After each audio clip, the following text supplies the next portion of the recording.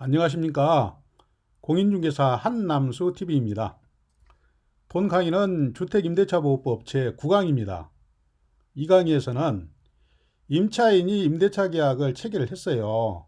그리고 입주하면서 전세금을 보장받기 위해서 갖추어야 할 두 가지가 있습니다. 잘 아시겠지만 전세권을 설정하는 거하고 대항력을 갖추고 확정일자를 받는 것입니다. 임대차 계약서에.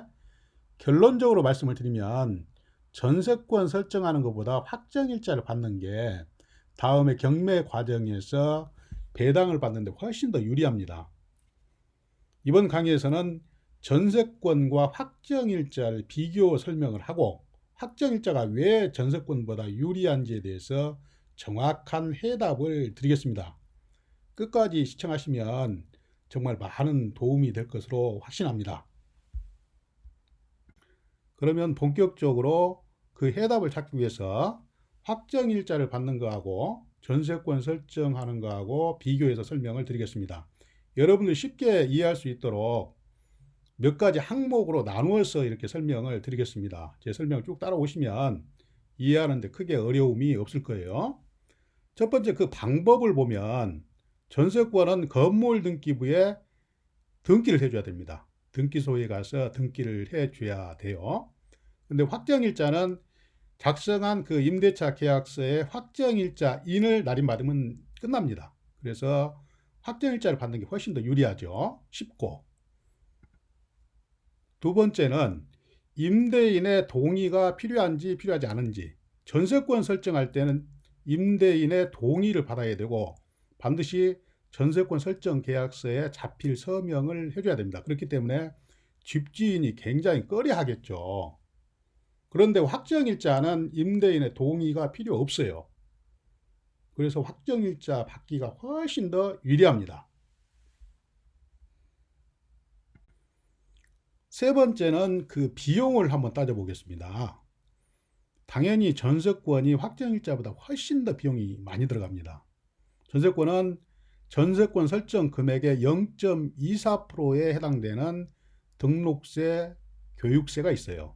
거기다가 또 법무사 비용이 있기 때문에 이 전세권 설정 금액이 크면 몇십만 원 아니면 100만 원 이상이 나올 수도 있다 이런 얘기예요. 그런데 확정일자는 단지 600원 내지 1000원만 있으면 확정일자를 받을 수가 있습니다.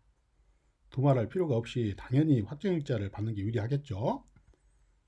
네 번째, 전세권이나 확정일자를 설정하거나 받는 그 절차에 대해서 말씀을 드리면 먼저 전세권은 관할 등기소에 등기를 반드시 해야 된다고 그랬죠. 건물 등기부에. 그럴 때 전세권 설정 계약서에 임대인하고 임차인의 자필이 있어야 돼요. 사인을 해줘야 됩니다. 두 번째는 임대인의 인감도장 날인이 있어야 돼요. 또 인감도장을 찍었기 때문에 당연히 임대인의 인감증명서가 필요하겠죠. 그 다음에 권리증이 있어야 돼요. 또 임차인이나 임대인의 주소 보정을 위해서 주민등록 초본이나 주민등록 등본이 필요한 경우도 있습니다. 서류가 굉장히 많죠. 전세권 설정할 때. 그런데 확정일자를 받을 때는 동사무소나 등기소나 공증사무소에서 단지 임대차 계약서를 제시를 하고 그냥 거기에 날인만 받으면 되는 거예요. 확정일자라는 그 날인을 받으면 끝나는 겁니다. 그래서 두말할 필요도 없이 확정일자가 훨씬 더 그 절차가 간단하죠. 다음은 다섯 번째로 거주 요건에 대해서 말씀을 드리면 전세권은 건물 등기부에 등기를 하기 때문에 주택의 인도나 전입신고 없어도 그 효력이 발생합니다.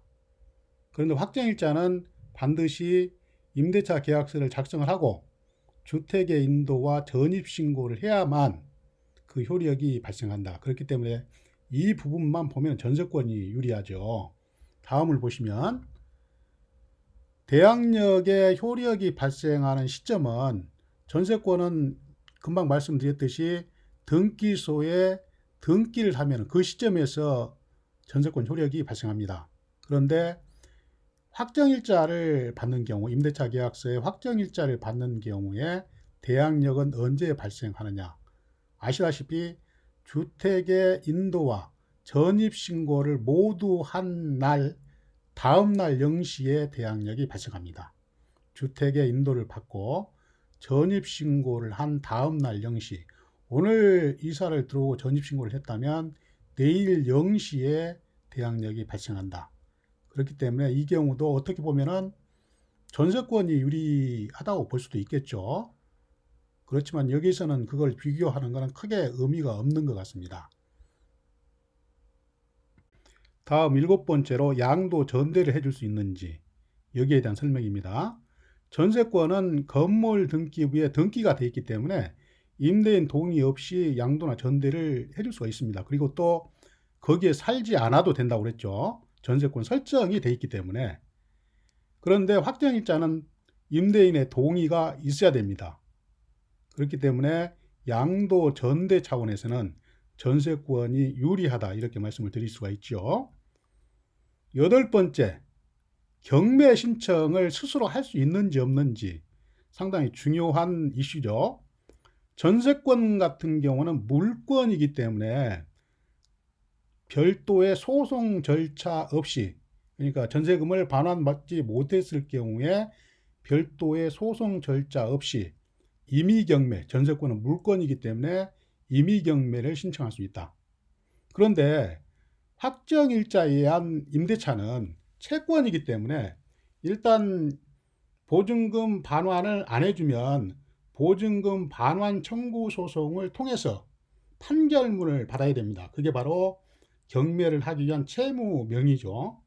이것을 득해서 강제경매 신청을 해야 돼요. 저당권이나 전세권 같은 물건이 아닌 채권이기 때문에 소송을 통해서 채무명의를 받아가지고 강제경매를 신청해서 거기에서 배당을 받아야 된다, 이런 얘기예요. 그렇기 때문에 전세권이 이 부분에 대해서는 유리하다고 할 수 있죠. 다음 9번째로 우선 변제권은 언제 발생하는지에 대해서 말씀을 드리겠습니다. 전세권은 전세권 설정 계약서를 등기소에 접수한 날, 그때 우선 변제권이 생기는 거고, 임대차 계약에 의한 확정일자의 효력은 언제 발생이 되냐 하면 대항력과 확정일자 중 늦은 날 확정일자 효력이 발생합니다. 대항력이라 하면 입주와 전입신고를 얘기하는 거고, 입주하고 전입신고를 한 날 이길 날 0시부터 대항력이 발생하죠. 예를 들어서 한번 설명을 드리면, 입주하고 전입신고는 오늘 완료를 했어요. 근데 확정일자는 내일 받았다. 그런 경우에 대항력은 내일 0시에 생기지만 확정일자를 내일 받았으니까 내일 확정일자에 효력이 발생하는 거예요. 내일 일과 중에. 그리고 반대로 확정일자는 오늘 받았는데 입주하고 전입신고는 내일 했다. 그런 경우에 대항력이 모레 0시에 발생이 되기 때문에 세 가지 동시에 발생되는 그 시점, 모레 0시부터 확정일자의 효력이 발생이 되는 겁니다. 미리 확정일자를 받아놨기 때문에. 그 다음에 선순위 전세권이나 확정일자를 받은 임차인이 배당 요구를 했을 때 어떤 현상이 발생이 되는지에 대해서 말씀을 드리겠습니다. 제가 빨간색으로 표시해 놓은 거는 그 이유가 있겠죠. 굉장히 중요한 사항이기 때문에 그렇죠. 전세권일 경우에는 선순위 전세권자가 경매 신청이나 배당 요구를 하면 배당금을 받지 못해도 명도를 해줘야 됩니다. 만약에 선순위 전세권자가 다른 사람이 경매했을 때 배당 요구를 안 하고 그냥 가만히 있다. 그러면은 이 사람은 인수되기 때문에 큰 문제가 없어요. 그런데 배당 요구를 했어요. 물론 다 배당을 받으면 문제가 없죠. 그런데 배당을 다 못 받았을 경우에는 보증금을 다 받지 못했어도 명도를 해줘야 됩니다. 불행하죠. 그럼 확정일자 부분은 대항력이 있으므로 배당받지 못한 금액은 낙찰자가 인수를 하기 때문에 보증금이 전액 보호가 됩니다. 선순위 임차권자는, 그러니까 말소 기준권리, 건전한권 설정일자보다 먼저 전입하고 주택의 인도를 받은 사람은 대항력이 있는 것이죠. 그렇기 때문에 배당금을 다, 보증금을 다 배당을 받지 못해도 그 모자라는 금액은 낙찰자가 인수를 하기 때문에 보증금을 결국은 다 보호를 받습니다.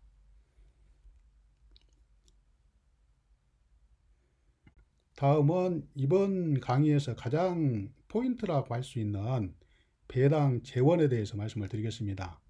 우리가 전세권을 설정할지 확정일자를 받아놓을지 이거를 판단하는 하나의 근거가 되는 그 항목이라고 할 수 있습니다. 배당 재원에 대해서 말씀을 드리면 전세권은 토지와 건물이 동시에 경매가 진행되더라도 건물 경락대금에서만 배당을 받을 수가 있습니다. 왜냐하면 토지에는 전세권 설정이 안 되기 때문에 그렇습니다. 건물 경락대금에서만 배당을 받기 때문에 가끔 부족 채권이 생길 수가 있다는 얘기죠. 다시 말해서 보증금을 다 못 받는 경우가 생길 수가 있어요. 그렇기 때문에 전세권이 상당히 불리합니다. 그런데 아파트와 같은 집합 건물은 전유 부분인 건물에 토지가 따라오는 그런 성격의 부동산이기 때문에 토지 플러스 건물을 합한 경락대금에서 배당을 받습니다. 그런데 그 외에 일반 부동산은 건물 부분에 대해서만 배당을 받을 수가 있다. 이런 얘기예요. 그런데 확정일자를 받은 그런 부동산은 토지, 건물, 경락대금 모두에서 배당을 받기 때문에 상당히 전세권보다 유리한 배당을 받을 수 있다. 그래서 당연히 확정일자가 유리하죠. 다음 10번째는 최우선 변제권이 있냐 없냐. 전세권은 최우선 변제권이 없습니다. 아까 어떤 성질에 의해서 그러냐면 전세권은 등기소에 등기만 하면 되기 때문에 거기에 살지 않아도 되고 제3자한테 양도나 전대를 해줘도 되고 이렇기 때문에 최우선 변제권이 없어요. 그런데 확정일자에서 우선 변제를 받으려면 그 대항 요건을 갖춰야 되고 대항 요건을 갖추면 전세금에 따라서 최우선 변제권이 발생을 한다. 그렇기 때문에 이 경우도 확정일자가 유리하다 이렇게 볼 수가 있습니다. 그러니까 돈을 받는 배당을 받는 그 부분에 대해서는 확정일자가 훨씬 더 유리하다는 얘기예요. 우리가 전세권이나 확정일자를 받는 이유는 보증금, 그러니까 전세금을 보장받기 위해서 그런 조치를 하는 건데 그런 조치가 유리한 조치는 확정일자가 훨씬 더 유리하다. 그렇기 때문에 확정일자를 받아놔야 된다는 얘기예요. 아까 처음에 시작할 때 제가 결론적으로 말씀드린 근거가 되는 그런 시트라고 볼 수 있죠. 다음은 마지막으로 어떤 경우에 확정일자를 받아야 되고 어떤 경우에 전세권 설정을 해야 되는지에 대해서 말씀을 드리겠습니다. 일반 임대차는 당연히 확정일자를 받아놔야 됩니다. 왜냐하면 제가 전 슬라이드에 정확히 설명을 드렸죠. 확정일자는 토지 건물에 대해서 다 배당을 받을 수가 있고 전세권은 집합 건물이 아닌 경우에는 건물 부분에 경락대금에서만 배당을 받기 때문에 전세권이 상당히 부족 채권이 발생했다. 불리할 수가 있다 이런 얘기예요. 그렇기 때문에 가급적이 아니고 일반 임대차의 경우는 반드시 확정일자를 받는 게 유리합니다. 그런데 전세권을 꼭 설정해야 되는 경우가 있어요. 오피스텔. 근데 오피스텔이 상당히 특이한 점이 있습니다. 임대인이 세금 때문에 전입신고를 꺼려 하는 경우가 있어요. 전입신고를 하지 말라 하는 경우가 있습니다. 세금 때문에. 물론 세금의 종류는 여러 가지가 있겠지만 거기에는 오피스텔을 전입신고를 해놓으면 주거용으로 인정을 받기 때문에 1가구 2주택이 되기 때문에 비과세를 못 받는다든가 또 장기 보유 특별공제를 받는데 지장이 생긴다 이런 얘기예요. 그렇기 때문에 오피스텔 임대인은 임차인이 전입신고를 하지 말라 그런 조건으로 임대를 해주는 경우가 있습니다. 이런 경우는 당연히 보증금을 보장받아야 되기 때문에 뭘 해야 돼요? 전세권 설정을 해야 되겠죠. 전세권 설정을 하면 아까 집합 건물이기 때문에 이런 경우는 대지 건물 부분에서 다 배당을 받기 때문에 크게 불리하지 않다 이런 얘기예요. 그리고 상가 건물을 임차할 때도 마찬가지로 전세권을 설정해야 되는 경우가 있습니다.